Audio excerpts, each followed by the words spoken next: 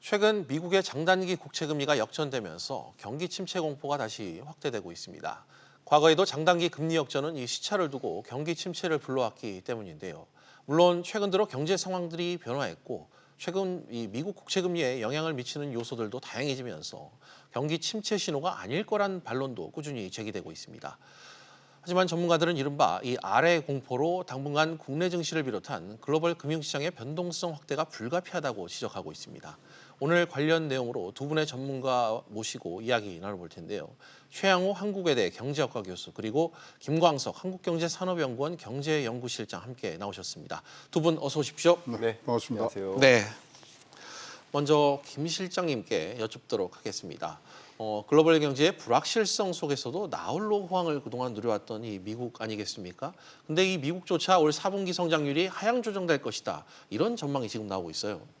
네, 세계 경제를 전망하는 월드뱅크, IMF, OECD 이런 주요 국제 기구들도 미국 성장률이 둔화될 것을 먼저부터 네. 예감을 하고 있었는데 예감했던 그 경제 성장률보다도 더 낮아지는 네. 그런 영향이 펼쳐지고 있고요. 최근에 굉장히 유명한 경제학자들, 대표적으로 하버드의 서머스 교수님 같은 경우도 네. 중장기적으로 구조적인 장기 침체에 처할 가능성이 높다라고 우려를 많이 하고 있고요.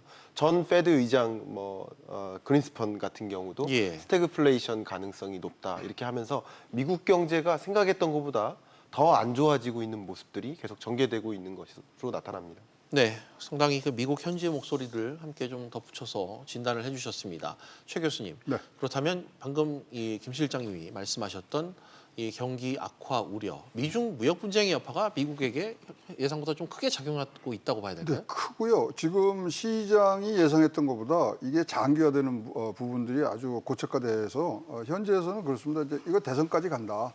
그렇기 예. 때문에 지금 이것이 중단에 누군가 하나가 이제 져야지 끝내는 상황인데 대선까지 간다고 봤는데 이것이 무역 전쟁에서 기술 전쟁으로 옮겨 타고 이게 금융 전쟁으로 지금 네. 확산되는 분위기를 가다 보니까 진짜 핵보다 무섭다는 금융 전쟁이 이제 일어나는 네. 그런 상황에 지금 거기다가 복합적 요소들이 굉장히 많이 지금 붙었어요. 무역 전쟁 단독으로만은 이렇게 나쁘게 가지 않습니다. 근데 지금 사실 세계가 제일 주목하고 있는 거는 한일 간의 경제 전쟁이거든요. 그 부분, 그다음에 이태리가 연정이 붕괴되고 또 아르헨티나에서 지금 또 이 좌파 포퓰리즘 쪽에서 올라오는 부분, 그다음에 또 브렉시트 이런 것들이 복합적으로 예. 지금 한꺼번에 몰려오다 보니까 지금 우리가 굉장히 말하는 아래 공포에 대해서 예. 지금 이제 생각들을 하고 각 기관에서 IMF도 지금 작년 7월 달부터 해서 지금 3.9%에서 3.2%까지 지금 전체 세계 성장률을 낮추는 그런 형국까지 지금 와 있는 겁니다. 실제로 나라별 요즘 외신 보도를 보면 나라별로도 상당히 불안 요소들이 많은 그렇습니다. 그런 모습들이 감지되는 것 같습니다. 김 실장님, 네. 이런 미국 경기 흐름이 글로벌 경제에 분명히 부정적인 시그널을 보내고 있는 것 같은데 실제 글로벌 경제 침체 가능성 전보다 많이 높아진 거죠? 굉장히 높아졌다고 볼 수 있고요. 미중 무역 분쟁을 시작으로 해서 한일 무역 전쟁뿐만 아니라 예. 여러 보호 무역주의가 확산되는 과정 속에 있습니다. 또 한 가지 거대한 이슈가 또 등장한 것이 바로 디지털세인데요. 디지털세 때문에 또 한 번 보호 무역 조치들이 많아지면서 글로벌리 교역량이 줄어들 그럴 가능성이 굉장히 높아지고 있습니다. 예. 사실 미국 경기가 위축되고 있다는 이야기는 다시 말하면 글로벌 수요 둔화로 연결될 가능성이 굉장히 높다는 뜻이에요. 예. 말 그대로 많은 나라들이 미국에 소비재를 수출하는 그런 구조인데 미국 경기가 위축되니까 많은 국가들에서 수출 경기가 굉장히 위축되는 것이고 그런 것들이 다시 한번 세계 경제에 불안한 조짐을 계속 불러오고 있다 이렇게 해석할 수 있겠습니다. 알겠습니다. 최 교수님, 네. 앞서 저희가 교수님께 여쭙고 제가 방금 말씀드린 대로 그 주요국들의 불안 요소들이 좀 많이 감지되고 있는데 상당히 경제 대국으로 알려진 독일을 비롯해서 빅2로 알려진 중국조차도 경제 지표 부진이 요즘 들어 두드러지고 있다면서요? 네, 그렇습니다. 지금 2위에서 5위까지가 다 지금 조금 불안한 얘기들을 하고 있네요. 예. 독일 같은데 2, 4분기 마이너스 성장률 같고요. 중국 같은 경우는 산업 생산성이 지금 4.8이 나왔는데 당초 예상이 5.9였어요. 5.9%. 네. 그러니까 그거보다 처지면서 대개들 이제 우리가 경제가 이랬었어요. 선진국들이 좀 부진하면 브릭스라든가 이런 이 중간에서 한번 받쳐주고 그러는데 지금 예. 동반으로 지금 내려오고 있거든요. 그래서 전체적인 부분들이 지금 가고 있는데 특히 지금 지적하신 중국이나 독일에는 수출 비중이 굉장히 높은 나라입니다. 두 나라 다. 예. 거기가 지금 미중 무역 전쟁 등등 지금 세계적인 전쟁의 그런 분위기에 휩쓸려서 가다 보니까 네. 전체적으로 지금 힘을 한번 누군가 받쳐줘야 되는데 거기가 지금 또 처지고 있고요. 특히 지금 우리가 외신으로 많이 듣고 있는 홍콩 사태. 예. 홍콩 사태가 지금 중국 내 내정이 아니라 홍콩이 어디입니까? 금융 허브거든요. 예. 금융 허브가 한번 흔들리면요.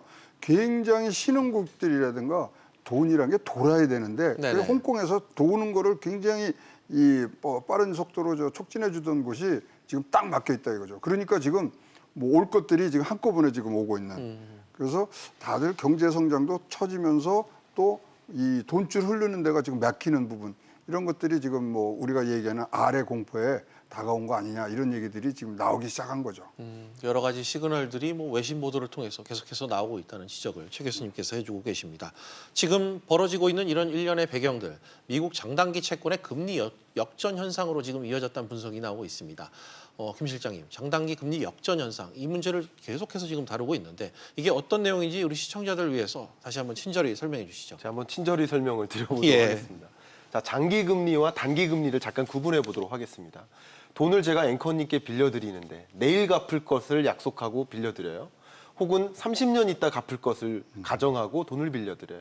근데 내일 갚는다고 약속을 했을 경우라면 굳이 이자 안 받아도 되죠. 바로 줄 테니까. 없고, 그렇죠. 네. 불확실성이 없어요.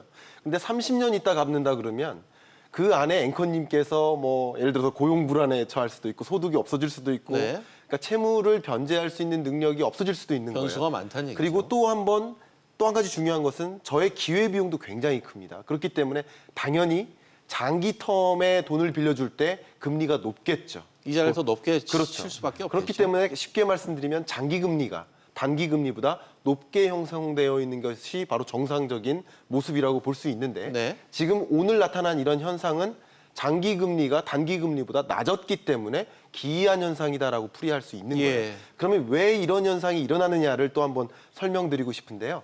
장기 금리는 말 그대로 경기를 보여준다라고 볼 수 있는 거예요. 예.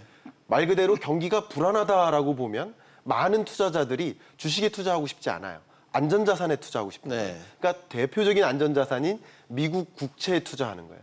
미국의 국채를 적극적으로 투자하기 시작하면 국채 가격이 올라갑니다. 다시 말하면 수익률이 떨어지는 거예요. 그러니까 장기 국채 금리가 떨어지기 시작합니다. 근데 반대로 단기 금리, 이 2년물 금리 같은 경우는 상대적으로 굉장히 기준금리와 연동돼서 직접적으로 이어집니다. 근데 기준금리의 인하 속도는 더디지 않습니까? 예. 그러니까 말 그대로 장기 금리는 가파르게 하락하는데 단기 금리는 완만하게 상대적으로 완만하게 하락하다 보니 역전되는 것이다. 결국은 불확실성이 고조되면서 투자 자금이 국채로 이동하면서 나타나는 기이한 현상이 당장 내 눈앞에 돈이 우선이기 때문에 그렇죠. 단기물에 몰렸다. 그렇죠. 네. 그렇게 움직이는 모습이라고 볼 수 있겠습니다. 알겠습니다. 최 교수님, 네. 김 실장님 말대로 투자자들도 향후 경기가 더 나빠질 것으로 내려보고 있다. 그래서 제가 방금 말씀드린 대로 투자 자금이 장기채로 크게 쏠리면서 채권값이 치솟았다. 이런 뜻인가요? 네, 그렇죠. 근데 과연 그럼 누가 투자를 하고 누가 이 시장에서 지금 메인 플레이어냐를 우리가 잘 봐야 됩니다. 지금 네. 나타난 걸로만 봐서는 지금 장단기가 이제 역전이 되니까 미래 수요가 지금 없어질 것이라 그래서 지금 걱정들을 하시는데 과연 이 현상까지 오는데 누가 그럼 큰 손으로 작용했냐? 근데 미국 정부예요. 투자자들이 개인 투자자들이 했으면 개인 투자자도 분명 많은 포션이 있겠습니다만은 그러면 걱정이 되는데 요번 거는 사실 미국 정부가 장기채 위주로 좀 계속해서 매수를 하고 있었습니다. 기억나시겠지만 올해 3월 달에도요. 이게 역전이 한번 됐었어요. 네. 근데 바로 지금 이제 돌아온 부분들이 있고요. 예. 지금은 미국 정부에서 계속적으로 지금 단기채는 매도하고 장기채는 매수하는 그런 포지션을 좀 쭉 갖고 왔기 때문에 그것이 소위 말하는 이제 시장 금리의 하방 압력으로 작용을 해서 이 현상이 나타나는데요. 그래서 아까 모두에도 앵커께서 지적을 해주셨지만 이게 경기 침체 신호일 수는 있지만 그렇다고 해서 우리가 생각하는 그런 과거에 일어났던 그런 현상들이 나오기에는 조금 부족하고요. 네. 그리고 이제 지금 이 여러 가지 얘기들이 나옵니다만은 이르려면 규제 강화라든가 예. 어떤 정부에서 추가적인 대책이라든가 규제들이 더 붙어주면은 그야말로 진짜 침체기라고 우리 얘기하는데 네. 지금은 조금 침체기라고 얘기하기에는 아직까지는 시그널은 좀 약하고요. 바로 반등을 또 하루 만에 또 하는 부분들이 네네. 있어서 뭐 우리가 이제 조심해서 봐야 되겠습니다만은 코앞에 다가온 위기는 아닌 것 같습니다. 알겠습니다. 그럼에도 불구하고 과거에는 이 장단기 금리 역전 현상을 교수님 좀 경기 침체 신호로 좀 봐왔었는데 이 신호로 본 그 배경 그럼에도 불구하고 좀 약간 시그널로 보기에는 아직 이르다 이런 평가를 지금 직전해 주셨는데 그 이유를 좀 덧붙여서 설명해 그래서 주시죠. 요번에 이제 원인들은 이제 미국 측에서 얘기하는 게 뭐 월스트리트저널에서 보면은 첫 번째가 이제 무역 예, 갈등이고 두 번째가 독일과 중국의 경기 둔화, 그다음에 이제 남미의 그런 어떤 이제 금융 불안 이 세 가지가 주요 이 사안으로 해서 요번에 이게 이제 뭐 역전이 됐다 그러는데요.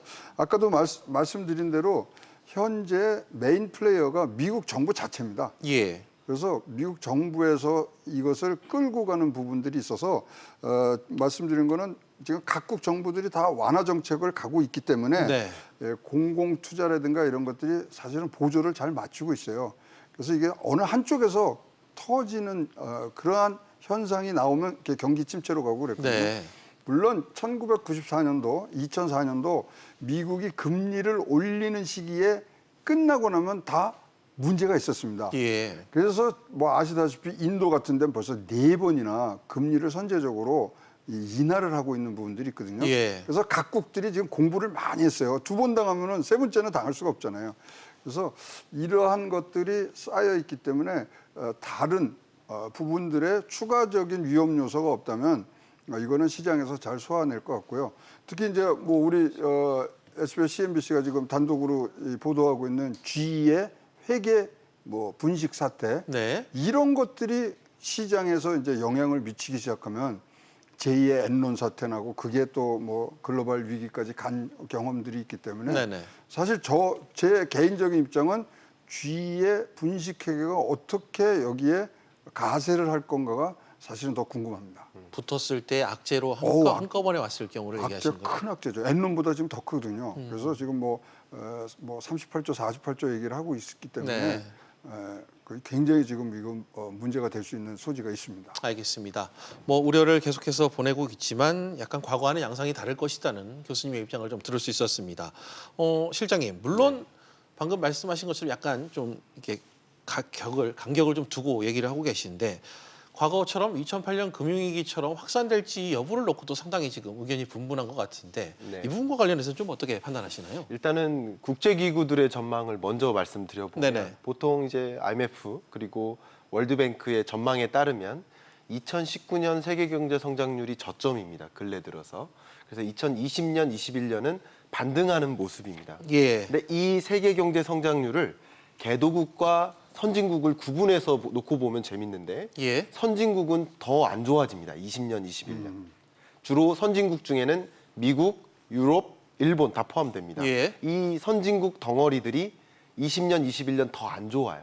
그런데 이 안 좋은 만큼 이상으로 신흥국들이 괜찮아진다는 거예요. 예. 신흥국들은 2019년이 저점을 형성하고 20년, 21년 상당히 완만한 속도로 회복세를 보이고 있습니다. 그게 지금 국제기구의 전망이라는 그렇죠. 얘기죠. IMF, 월드뱅크 네.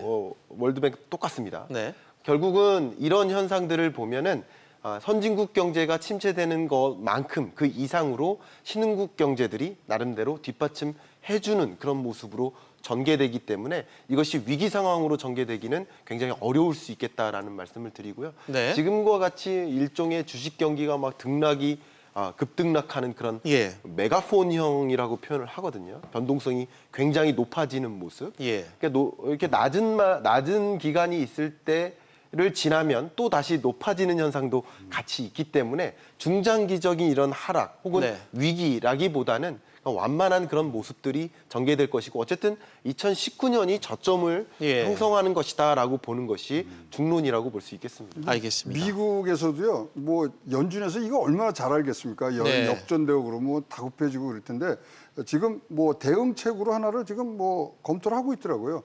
경기 대응 완충 자본을 시행하겠다. 2016년도에 의회에서 이제 허락을 해준 예. 건데 지금 이제 2,500억 달러 이상의 자본을 가진 은행들로 해서 경기가 나빠질 때를 대비해서 자본을 쌓아두라는 거를 예. 했어요. 그것을 하면 소위 말하는 시중의 유동성이라든가 이런 것들을 잘 조정할 수 있는데 이것에 대해서 지금 제롬 파월 연준 의장이 이것을 한번 시행을 해볼 것도 검토하고 있다 이랬기 때문에 예.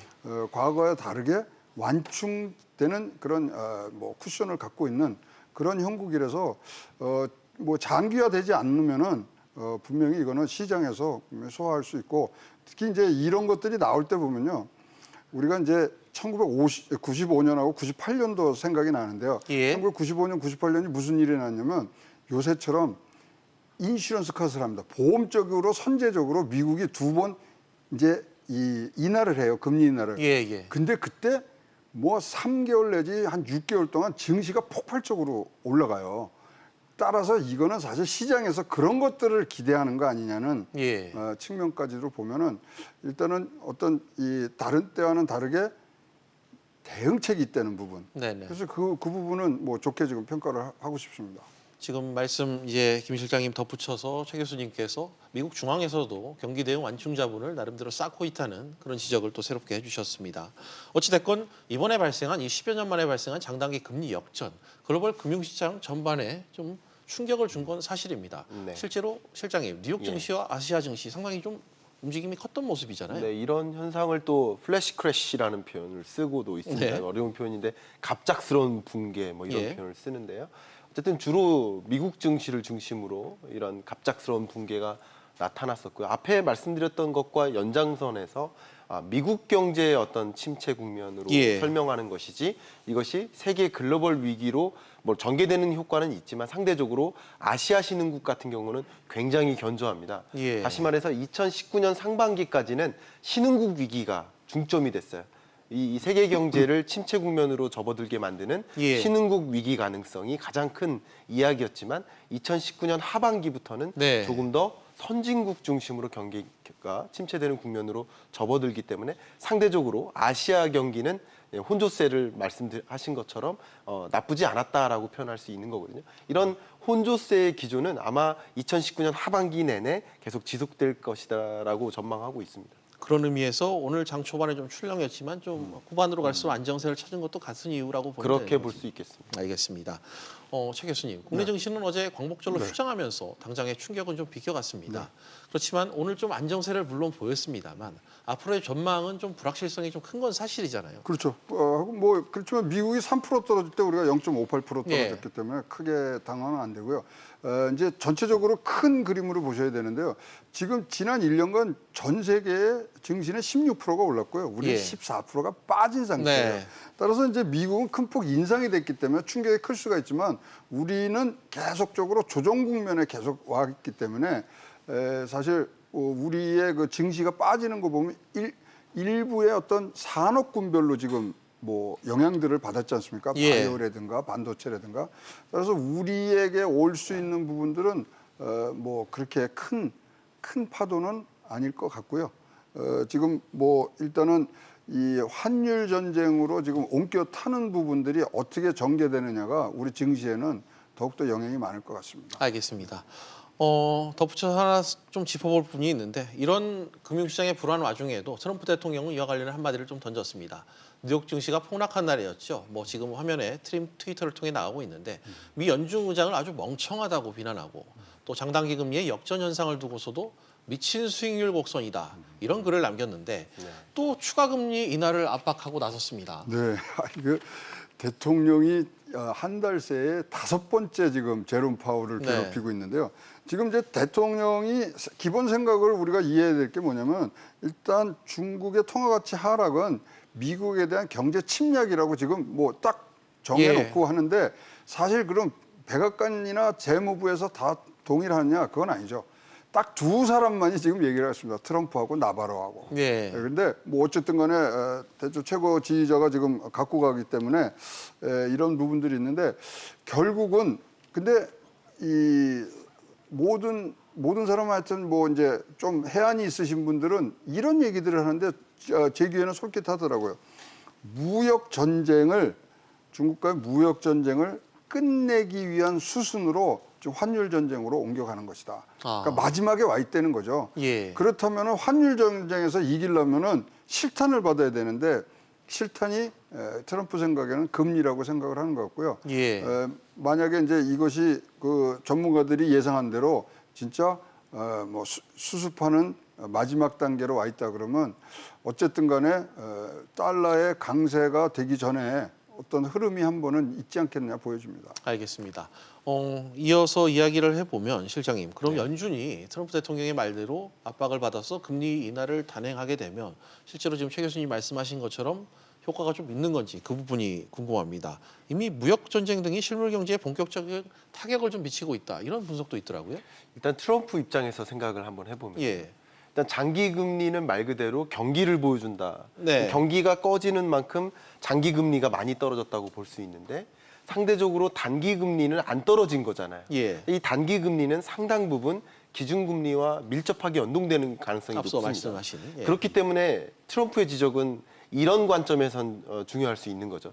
그러니까 세계 경기가 꺼지는 만큼 혹은 미국 경제가 꺼지는 만큼 그거보다 더 빠른 속도로 금리를 인하를 했다면 이런 역전되는 크레이지한 이런 현상은 나타나지도 않을 수 있었을 텐데 예. 왜 금리 인하를 제때제때 안 하느냐라는 종류의 지적인 거고 예. 우리가 생각하는 것은 사실은 장단기 금리 역전 현상이 있어도 그게 반드시 세계 경제 혹은 미국 경제 위기로 전개될 것이다라는 개연성은 좀 약해 보입니다. 예. 그런데 시장은 혹은 대중은 투자자들은 그것을 상당 부분 믿는 거예요. 이게 전조 현상이라는 것을 굉장히 믿기 때문에 투자 위축이 연결되는 것이죠. 예. 그렇기 때문에 미국이 기준금리를 그만큼 빠른 속도로 인하해 준다면 예. 경기 부양적으로 해 준다면 이런 현상은 다시 한번 반복 안 되고 네. 이런 것들이 충격을 덜 줄 수 있다라는 트럼프의 입장이라고 해석해 볼 수 있겠습니다. 알겠습니다. 뭐 나라 밖 소식을 이렇게까지 길게 얘기를 지금 해석하고 있습니다. 끝으로 국내 이야기를 좀 해볼까요? 미국에서 이 장단기 금리 역전 현상이 일어난 가운데 우리나라 또한 이 국채 시장에서 장단기 금리 격차가 10년여 만에 최소 수준으로 좁혀진 상황이 연출되고 있습니다. 이 장단기 금리 역전 가능성, 교수님, 우리나라는 좀 어떻게 전망됩니까? 지금 뭐 다 기준금리 밑에서 지금 움직이고 있기 예. 때문에 큰 걱정은 안 되고요. 근데 이제 우리나라 지금 경제 전망에 대해서 계속 너무나 나쁜 이 뭐 전망들을 하니까요. 스탠다드 차트드가요 1.0%를 냈어요. 우리가 2.2% 얘기하잖아요. 사실 예. 뭐 한은의 2.2%도 일본의 영향을 포함하지 않았기 때문에 2.2%인데 뭐 1.4, 1.8 뭐 나오고 있기 때문에 현재 그럼 과연 어떻게 우리가 이걸 갖고 가느냐. 특히 이제 소비자 물가도 지금 0%대를 좀 7개월째 갖고 가기 때문에 진짜로 뭐 준 디플레이션에 들어간 거냐. 예. 뭐 또 제가 하는 당국에서는 디플레이션은 아니고 디스인플레이션이다. 그래서 총수요가 부족하기 때문에 그런 상황이 나왔다 그러는데 어쨌든 간에 지금 뭐 우리가 지금 뭐 굉장히 국회에서 논란이 많습니다만은 일단 지금 뭐 우리 탈출구는 재정 확대를 통해서 하는데 예. 이 부분들이 좀 빠른 속도로 국회에서 좀 진행을 해주셔야 되고요. 하려 그러면은 진짜로 굉장히 많은 이 재정 확대를 굉장히 빠른 시기를 내야지만 이거 갈 수 있고요. 우리가 지금 이 정책 여력이 굉장히 없습니다. 1.5%에서 내리면 얼마를 내리겠습니까? 예. 그리고 전 세계가 옛날처럼 이 금리 조절하는데요. 베이비 스텝이라는 0.25 갖고 하는 나라가 이제 별로 없습니다. 네. 막 뭐 4%까지 지금 내린 나라도 있고 터키 같은 데는 그렇다 보니까 지금 우리가 정책 여력을 쌓아야 되는데 그러려면 현재로는 조기에 뭐 어마무시한 재정 효과를 네. 내야지만 일단은 동력이 회복될 것 같습니다. 알겠습니다. 뭐 정책적 뒷받침이 좀 필요하다는 지적도 끝에 좀 함께 해주신 것 같습니다. 같은 질문을 실장님께도 끝으로 좀 여쭙고 싶은데 우리나라도 미국처럼 이렇게 좀 역전 현상이 일어날 수 있는 그 가능성, 실제로 일어났을 때 경기 침체의 신호를 좀 읽어야 되는지, 이 경우 또 하나 덧붙여서 우리도 금리 인하로 대응을 해야 되는지 같이 좀 한 말씀 해주시죠. 일단은 역전 가능성이 없다라고 말씀드리기는 어렵지만 예. 역전된 가능성은 좀 희박하다라고 볼 수 있겠습니다. 예.